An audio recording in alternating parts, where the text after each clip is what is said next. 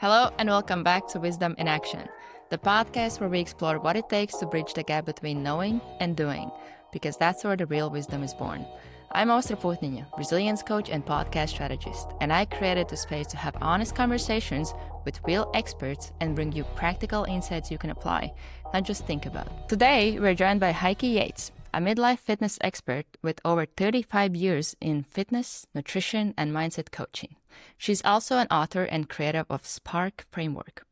She's known for helping midlife women reclaim their confidence, rebuild their energy, and live fully on their terms. She also hosts a Pursue Your Spark podcast and is an author of the book Pursue Your Spark. Heike, welcome to Wisdom in Action. Oh, thank you so much for having me. It's a pleasure to connect with you. Yeah, I really look forward to this conversation. So, to start us off, what is one piece of wisdom that changed everything once you started applying it?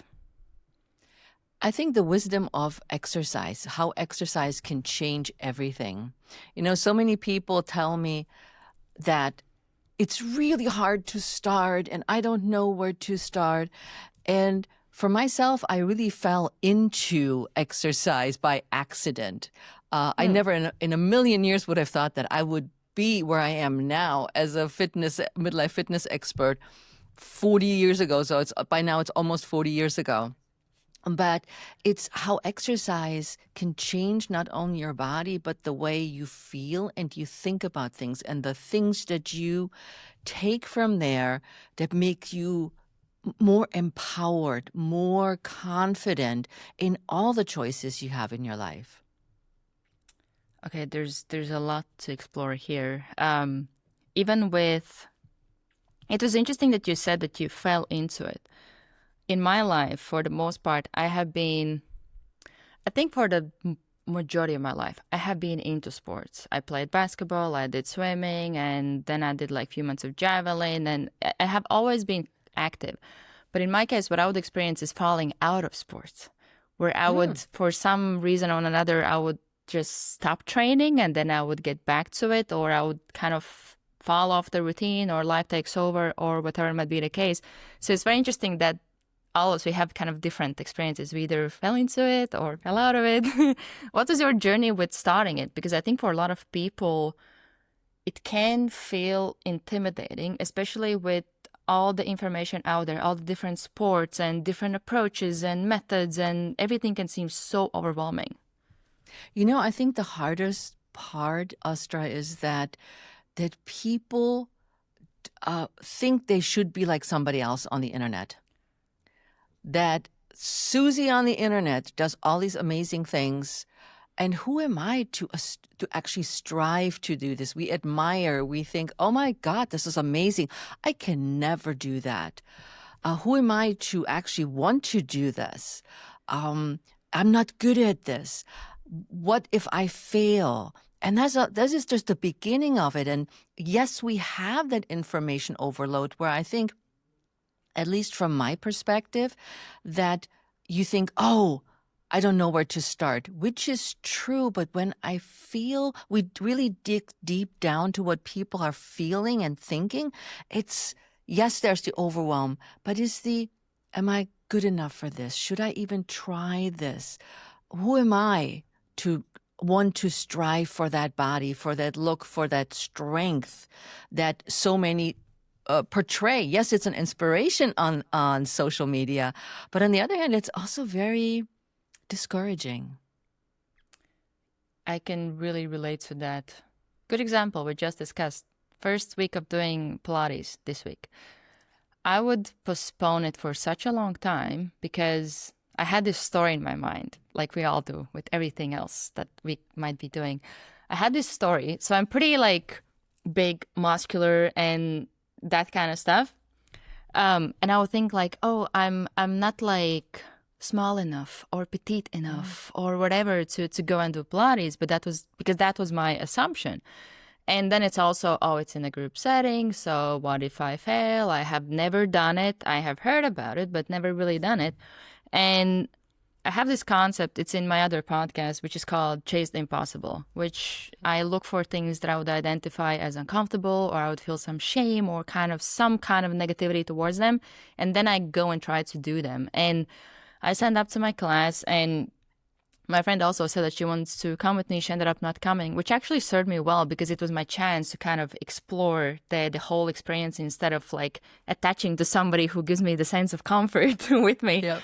And it was really interesting because first thing that I had to overcome is to get to the front of the class and tell the trainer that she will need to speak English. And I was like, oh my gosh, everybody's seeing me. You know, like there's these thoughts. And then even after the class, I went to her to ask some follow-up questions, and we had a chat. She shared a bit about like the history of Pilates, and she gave me some advice of different like classes to explore, different studios. And I ended up signing up the next day, and she said to me, after the class, we were talking, and she said to me, you're actually doing really good for like first times. I see that you're paying attention. You're actually like listening and being mindful about all the things that you're doing. And imagine if I didn't take that first step to go and sign up to the class, and not only sign up, but also show up to it. and Without do your it. friend. Exactly. And that's where I think it's so important that starting without being ready, and also trusting that guidance will be there, support will be there, and if it's not there, there's always other options. But it's very hard to start without starting. You know, one of the things that rang true with me when you said that you went to the class and you were thinking that you're not the body type for the class. And I hear this all the time. You know, when I started actually getting into fitness, now again, like 35 years later, I feel I'm an athlete, although I'm more on the aging end, but I'm still now identify as an athlete. And when people come to Pilates, like you said, they should look a certain part, because that's what we see on Instagram or wherever on social media. And I had a conversation with another Pilates teacher on TikTok, I guess, because she was talking about the Pilates body. And she says, we're seeing all these long, sleek, petite women mostly still, although there's men now, even though they're far and few in between, but there are men who take Pilates, thank God. And she was telling that there is no such thing as the Pilates body, and we should get over this whole notion that everybody has to be flexible and petite and long and lean and all of that. And my comment to this was, for me, the Pilates body has nothing to do with the look. It has to do with posture, because that's what Pilates was originally about. It was good posture. And when the body aligns itself, the muscles will follow, Joseph Pilates said. That means it can be overweight, underweight, big belly, big boobs, whatever you have, or like you're an African American, you know, you have juicy butts that are in the way when you do Pilates. The traditional way of thinking. So my way of thinking Pilates body is really about alignment. And she wrote back, she's like, yeah, but so many people think. And I said, that's why I wrote this. Because Joseph Pilates did not say you have to be in shape, you have to be skinny and lean and all of that. You have to show up and align your body and work at your capacity of what you got that day. That's very true. And it's also one thing that I learned was that I was much more capable than I thought. I thought I will not be able to follow. I thought I will not be able to keep up, but actually I did quite well. And I was quite impressed, actually. And it's something that I have seen so much, not just like with this example, but in so many experiences with, even when I was doing more coaching, that we have this story in our mind. And what we don't do is we don't challenge it. We don't question it. I had this assumption about running. That's why I had many years ago one coaching client, but that was fitness coaching, where he was training for Ironman. And I was like, oh, I would love to do it, but I can't run. I just can't run long distances. I can't do it. I can't. And for 7 years, I didn't even think about it. And then I watched the movie Brittany Runs Marathon, and I was like, well, if she can do it, I can as well. And what ended up happening is I started this journey of training and doing running, and like a couple of months later, I did my first half marathon. And then actually now last month, I did my first marathon. It was in Athens, the original marathon distance. Nice. So it's been such an interesting journey to go through that, because if I didn't challenge that thought or belief or whatever was the story, I wouldn't have had the experiences, I wouldn't have had the journey. And I didn't start when I was ready. I wasn't in peak shape or anything like that. And what would you say to people who maybe are in the situation where they have those stories or mindset blocks? Actually, I have written down 5 mindset blocks I would want us to walk through. And maybe with first one we could have it as how could I summarize what I was just saying? It's pretty much like I can't do it. This is not possible for me. What did you say to that? When we have the conversation between you being an athlete all your life and me, on the other hand, starting literally when my son was born, and he's now 37, that's when I got into fitness, and I didn't have a fitness background. Your aspect of fitness as an athlete that I know now is way more geared towards I'm willing to try, even though it may take a while, but I know the mindset of an athlete. I understand what it takes to get to the beginning of a marathon to actually finish a marathon. Most of us are not in that mindset. And when people look at me and say, you've been a bodybuilder, you run a 50-miler, you're an Ironman triathlete, like you said, I could never do it. But we don't have to think in those big terms. It doesn't always have to be a big, audacious goal like a marathon. Let's use that for running. Because so many people say, I can't run. I can only walk. Well, you can walk a marathon. It takes a long time, but you can do that. It is the boundaries that we are setting with ourselves and what we are able to achieve. We're making up these stories, just like you said, in our head, that I just can't do this. And the reasons when we're digging deep down are just silly. Oh, I don't have enough time. I don't have the right shoes. I don't know if I can actually do this. What if I don't? What is my husband or my wife's going to think if I say I'm going to run a marathon and then I don't? Who cares? It's the, like you said earlier, it's the getting started and see what happens. Open yourself up to possibilities, which is also what I talk about in my book, Pursue Your Spark. Don't limit yourself to what you think you can do. Okay, so with this, I think it's easier said than done, because I think we all have heard this advice. Oh, just don't limit yourself. Go and do it. Take the first step. And it's like, gotcha. But for me, it's different, What are some of the ways you would suggest to approach taking that first step or starting to take some action towards whether it's exercise or healthier lifestyle? Because it's one thing that I have seen it so much that it's once you start, it's easier to continue, but that starting, it can feel so hard, nearly impossible. Yep. I hear this all the time when somebody says, do it despite your fear, which I just don't subscribe to. So I'm afraid of something. Why would I do this? This is silly, right? Fear signals us danger. Don't go there for whatever reason. And so when I talk to people about the hurdle of getting started, and the problems are really simple. I don't have any workout clothes. Okay, we can solve that problem. But then when you really go back and dig down, it has nothing to do with the external things, the time, the no clothes, the I don't know how. We're feeling insecure, at least in my mind, that we actually deserve the success and the feeling that we get from taking that next step. We need to go back in and say, why do I want this? If I say, Astra, how about we run a marathon? And you say, Heike, I don't know. It's really far. Okay, I'll join you. But deep down, you really don't feel it.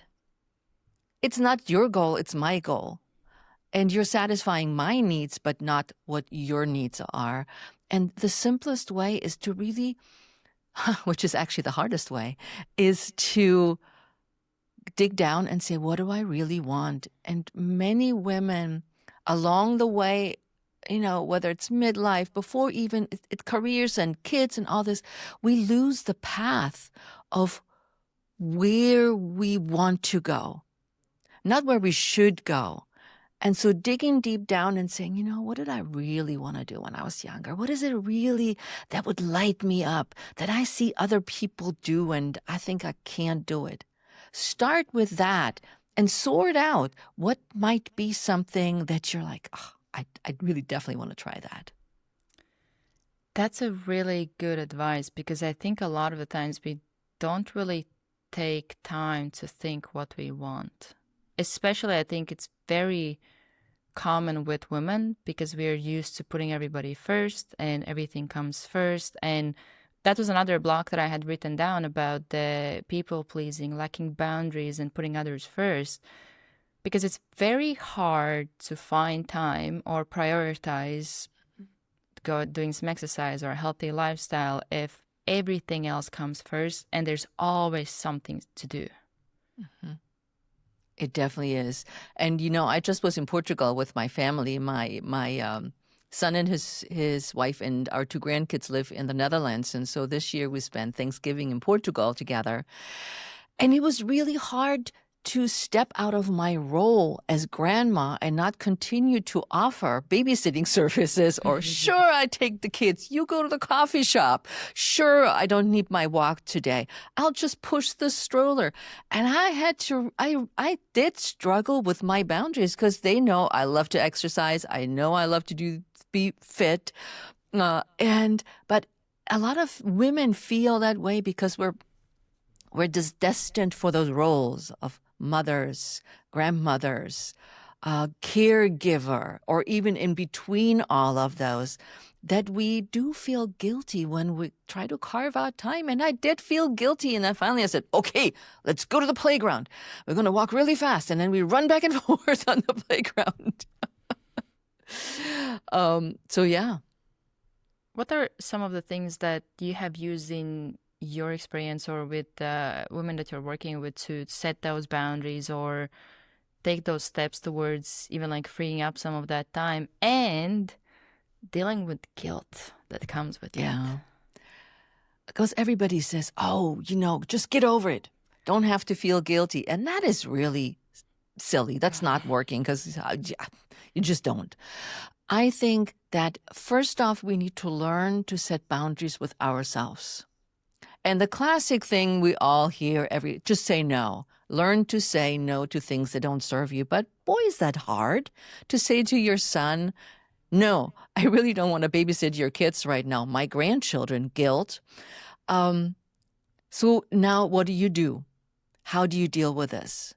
And I think it is a practice of setting priorities when it comes to setting those boundaries. What's most important? So I decided that I was not going to go for that walk, and because I don't spend much time with my grandkids. It was more for me, it was more important to spend time with them. So that brings us back to the importance of what are the boundaries all about? What are you trying to protect for yourself before you even set boundaries with everybody else? And that's like I said, the classic, no, I'm not available for this appointment, or no, I can't do this. To say, what is important to me? And at that point, it was more important to spend time with the kids than the walk. And I think that is a good example for anything else, is what do you really want? And what is the cost of that boundary setting? For me, it was not spending time with my grandkids. Somebody else may have chosen the walk and said, I need to clear my brain. I need to be out there. And I just really need that. But speaking up is hard. But the more we practice with the little things and not think there will be, what I think a lot of us do too, is repercussions. What will happen to me if I actually speak up for myself? Yeah. It's a big one. Because in this case, of it.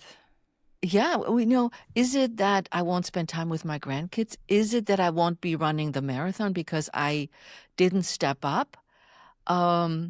So what is the result that we are then getting by stepping up for ourselves or setting our boundaries? And I also think when it comes to guilt, it's also about, in some ways, the relationship we have with the guilt, because it doesn't mean that it will go away overnight, or you will never feel guilty. But it also doesn't mean that it's bad to have guilt. It just means that you care. Yeah, that's a good point. Guilt is not bad, but we always view it as something terrible. Oh my God, I feel guilty about this, and I shouldn't be doing this, making ourselves feel small. We're not small. We have our needs, and we must speak up for our needs. Even in the smallest way, like, a friend who pushes fried food on you and says, "Oh, share this plate with me," knowing that you do not want that and you don't feel good afterwards. That is just a small thing of saying, I speak up for myself. Oof. I'm curious, what would be your thought on what is it that is getting in our way to speak up for ourselves? Because concept-wise, makes sense. Yep. I think that we still, after all those years that we're liberated and, we're all like business women, we're confident, we're empowering ourselves and other people, is that the way we're raised. And the way that society is telling us what we should be thinking and how we should behave. As a grandmother, I should behave a certain way according to society. I should be wanting to spend time with my grandkids and not have my own needs. I should be putting or I like to call it, I like to dim your light because you want everybody else's light to shine bright.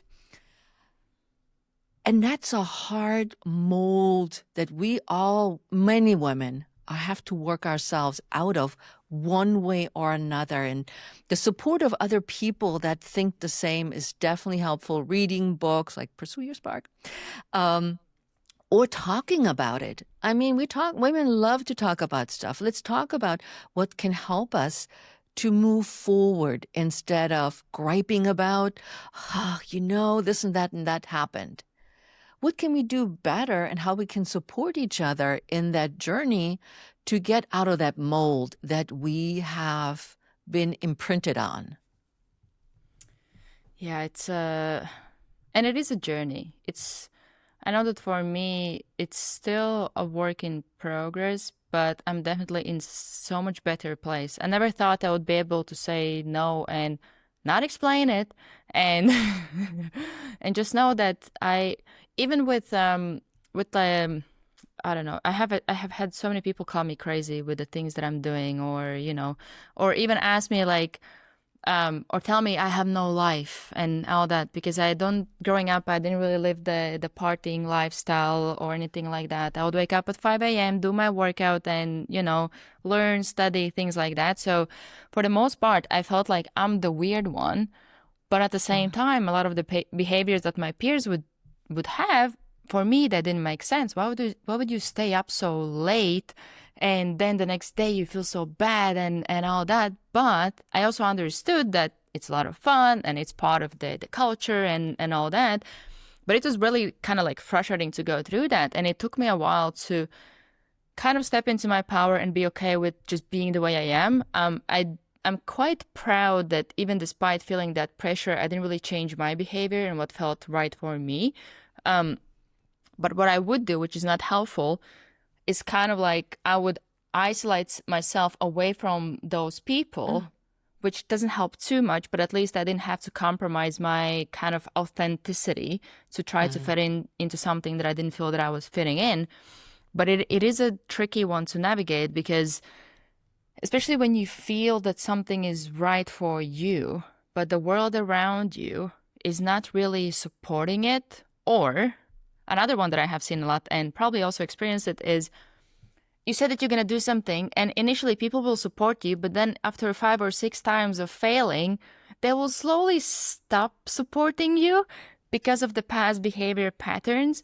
And maybe that's another thing that we could explore is about the support of others, because that's another one that I have heard people say that nobody really is supporting me. I have to go through this alone. And I have seen it in my life, even with the endurance races, where initially I would have, like, good example is my parents. They would be like, do you really have to do these races? They're not good for your health. They're bad for your knees. And by the way, if you want to be healthy, endurance is not the way to go. Oh my God. It's not for health necessarily. And they would just be like, kind of like, like being like, do you really need to do that? But I knew that it was out of care, and like they wanted me to kind of, they were like worried about me. And then after I think I had done like 4 half marathons, and I finished my half Ironman. I posted in the family chat, and my mom was like, "Congratulations! What's next?" So it takes time for people to adjust to kind of like, "Oh, so this is what you do," and like we have accepted it. But initially, you will feel that resistance, and a lot of times that resistance, and not even resistance, they can resist you, but also can negatively affect you with, let's have ice cream, or let's do this, or let's do that. How to navigate it, or what has been some of the things that you have seen that can help? Let me go back to what you said about the people support you initially, and if you don't succeed, they basically stop believing in yourself and not give you the support that you actually need. I would always say that you never fail. You never fail. When you don't finish a race, so you don't finish a race. If you set a goal to not even get to the starting line, but you had to work towards that part that you did something to get there, and then you may not be able to do. And a good example was when I was a bodybuilder in my 30s. One of my best friends back then was also a personal trainer. And she said, Heike, let's be bodybuilders. And I was like, okay, why not? I mean, we're personal trainers. We know how to train people. We know how to put muscle on people. And she says, what if we start learning to put big muscles on people? And I was like, that sounds like a plan. And she said, and then we sign up for a bodybuilding show, the one where you show your big, big muscles. And then we have a new income niche. And I thought that was a great idea. So I bought all the books that I could find on bodybuilding from the professional bodybuilders, how to build muscles, how to eat the right way, what supplements to take. I still have Arnold Schwarzenegger's encyclopedia. I did not give that away after my bodybuilding experience. I just love that book. It's iconic. But as I kept working towards that in training, and we're exchanging, how far you got. And then it was literally 2 weeks before the show. And she said, Heike, I cannot compete. I have not been following my plan. I have not been eating right. I'm just not ready to be on stage. I will come and support you. So at this point, I could have said, well, she's not coming. She's not going with me. I could have said, let's just not go. And in this case, I said, I worked so hard for this. I mean, I had no idea how to build big muscles on and eat correctly at this point. It was my first show, but I showed up and I did okay. And she was there to support me. Now, this is a little bit of a flip side of what you asked me, but you can do whatever you want to do, and it's okay. And people that don't support you, they don't need to support you anyways. You don't need them around there. Like you said, they put you down because suddenly you're not following the plan that you've made. And in my mind, it's okay to not follow the plan. If you start something and you don't finish it, so be it. And I remember my daughter, Melanie, who's now 34, when she was younger in high school, she tried every sport under the sun. The deal was you have to last the 6 weeks of the course. Because she would go in and she'd do gymnastics for 2 times and she says, Mom, I really don't like it. I was like, no, we paid for this. You finish those 6 weeks. That's your commitment. And after that, you can do whatever you want. And I think that belief still is for my clients. You don't want to do Pilates? Let's do weights. That's totally fine. So the initial idea of what it is that we are striving for has the ability to change in my mind. It's okay not to do that. And if you said, I wanted to lose 20 pounds, and it's just the whole approach doesn't work for you, well, let's think of something else to do and not focus on your diet. That's an important point you're bringing up. Perfectionism and having this idea that I know that for me, it definitely didn't serve me when it was like, oh, I fell off my diet, so now everything is like, but it's not gonna work. Instead of focusing on, I had this few day challenge that I did a couple of years ago, and I remember I put slides in there because a lot of times people would ask me, how do I not lose focus? And I would be like, surprise, surprise, you will lose focus. You will fall off track. It will happen. We're human. But what matters is how quickly you get back on. Because don't be surprised if you fall off. It will happen. But what matters is that I know that for me it was true because the moment I would fall off, now I have all these stories of like, oh, look at me, I'm a failure, or this is not worth it, or whatever. See, I'm failing, or whatever. And now it's more so, okay, what can I learn from this? How can I apply the lesson? And moving forward, this is a new thing that I learned. And how can I shorten the time that it takes me to get back on track? And maybe there's something I need to adjust with that track. Maybe it was too much. Maybe I'm burning out. Maybe it's just not sustainable. So that's where I think when it comes to perfectionism, it's something that I have seen a lot where it's all the black and white thinking. And for me, I would have it for many years where now I myself, I have been tracking my food for last 6 months, but I don't track it where I'm super like, oh, like this is a red day. Now I beat myself up. I was just like, I just want to track every day. I want to see kind of what I do. And I have become more mindful. 6 months in, I haven't had the green month. And I don't feel bad about it because I see progress and I see that, oh, you don't have to be perfect to progress. So there's a lot of lessons that have come from that where as long as the majority of the days are green, which they have been, I would say like every month, it's at least 80% of the days I'm in the green. And then I start to experiment more. I'm like, oh, is there something else that I could kind of apply to what I pay attention to, like protein or something like that? And then I can go into that, but I don't try to jump in everything straight away. Everything is mapped out. Everything is perfect. I have to do everything perfect because it's not sustainable. And it's not also realistic knowing that we live in pretty demanding life. So what would be based on your experience with yourself or people that you have worked with, how to approach it when somebody has this like perfectionist mindset or all or nothing, and what would be your advice? I try to reel them back to what really is important to them. What is it that they really want to achieve with that? And you say you're tracking food. That's a good example. Is it because you want to know what you eat? Which I find always fascinating. I always think people eat healthy, but far from it. And what does healthy eating even mean? But you set a goal for, I want to eat one piece of fruit a day. That's a good goal. And when you're not perfect, and the term falling off the wagon really sits wrong with me, I'd rather say you made a choice. You chose not to eat a fruit today. May it be because you didn't feel like it, or you didn't have any, or it just cause you forgot. And that's okay. We all make choices of the things we do. And so we're not falling off the wagon. You're holding ourselves responsible for the wrong things. It's we've made a commitment to ourselves, but like you said, the commitments, it shifts sometimes. Circumstances are different.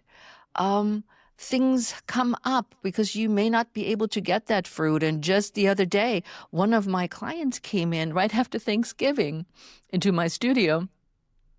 And he said, okay, I ate a pumpkin pie, I ate this pie, and I ate this thing, and I had servings from this, and I had mashed potatoes twice.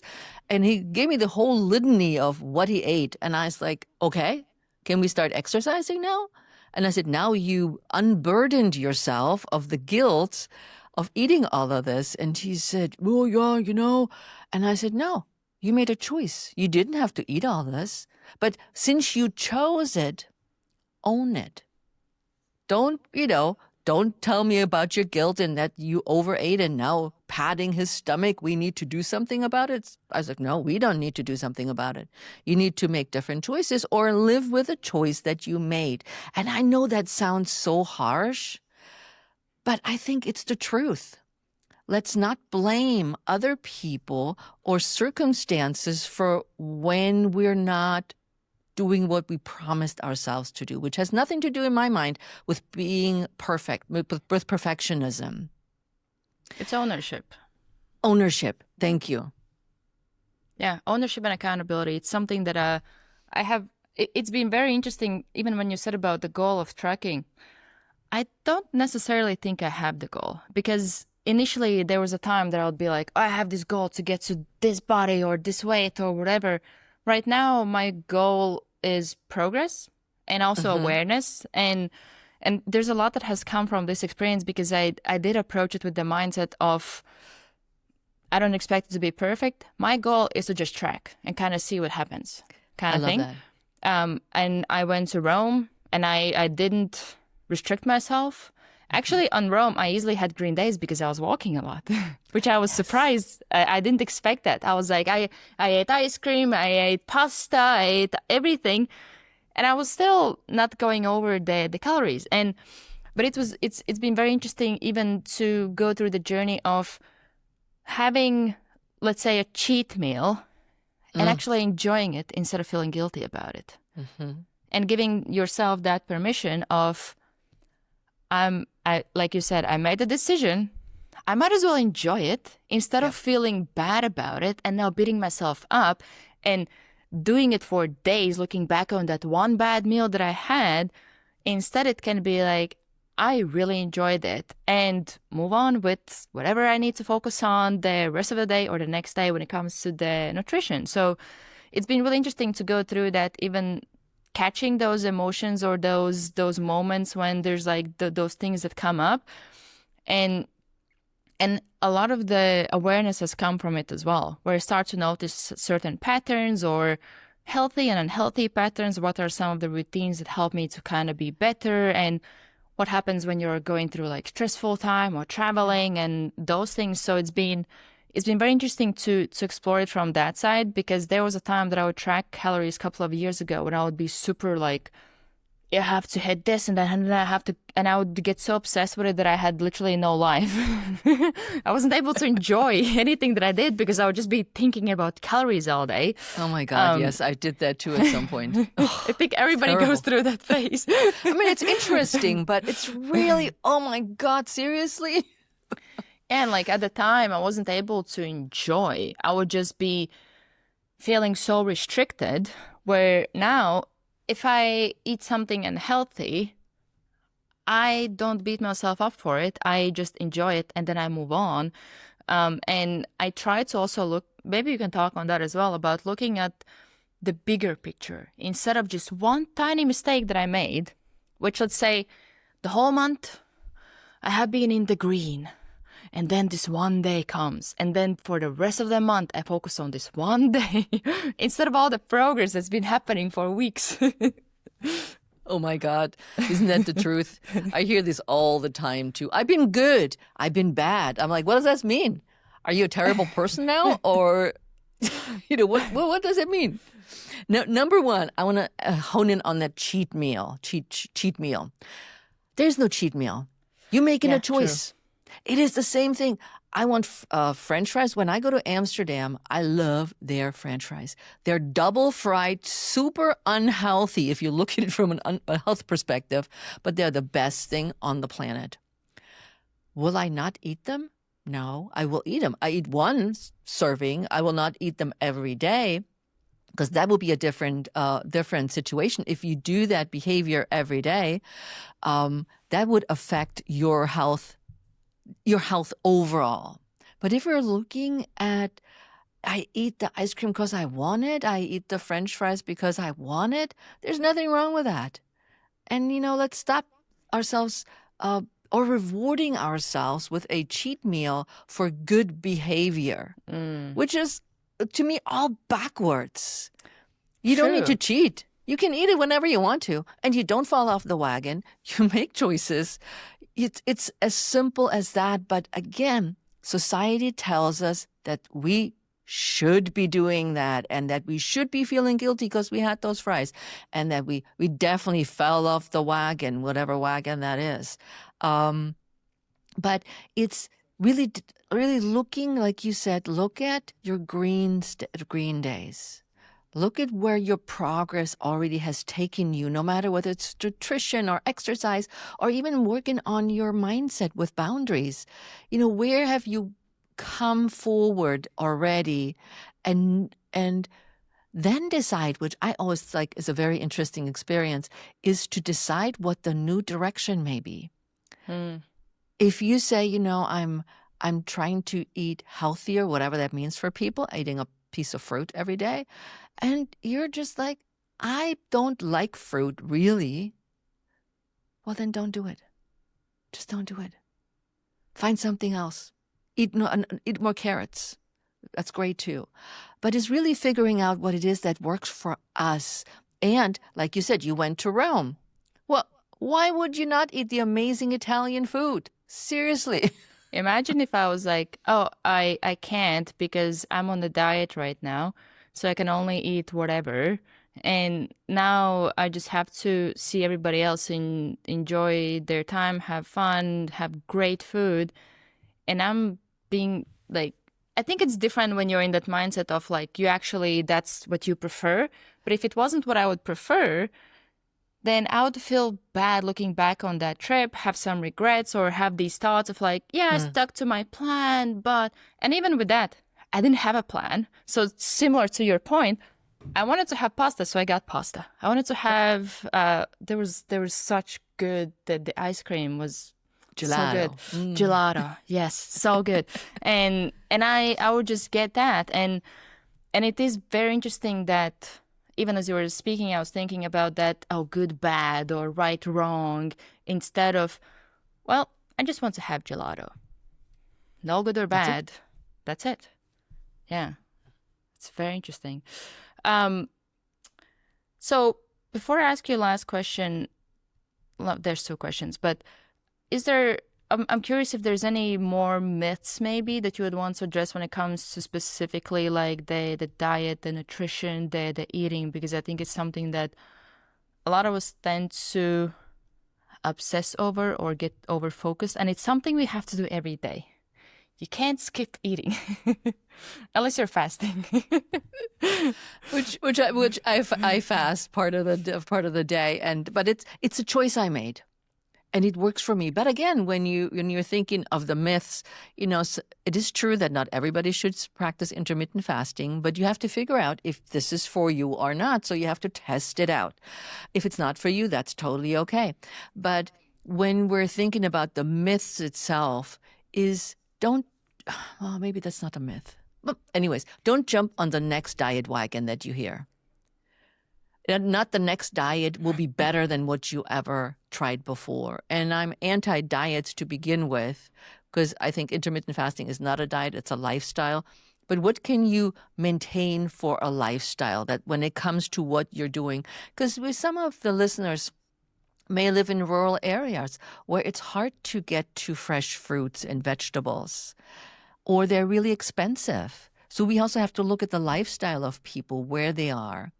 But don't jump on the next, air quotes, diet wagon. Look at what your nutrition can do. Look at how you feel. Not everything is right for everybody. I'm in my mid-60s. I have very different needs than a woman in her 30s.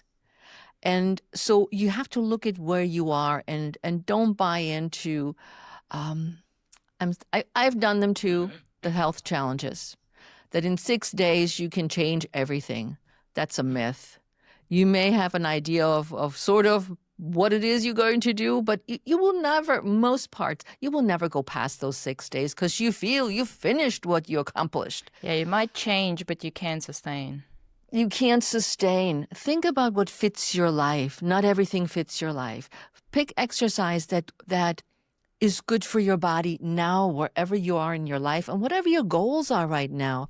I had 3 years ago, I gave up running because the promise was if I keep running, I would have to have a full knee replacement.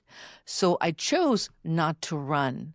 But instead, I'm hiking hard, I'm walking hard. So I'm doing on a bike.